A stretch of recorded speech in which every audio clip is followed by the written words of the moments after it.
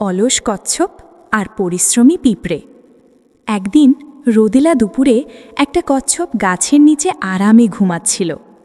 পাশ দিয়ে একটা পিঁপড়ে খাবার কাঁধে করে বাসায় নিয়ে যাচ্ছিল। কচ্ছপ হেসে বলল, এই ছোট্ট পিঁপড়ে, এত কষ্ট করছো কেন? একটু আরাম করো। পিঁপড়ে শান্তভাবে বলল, এখন কাজ না করলে বৃষ্টির দিনে খাবো কি?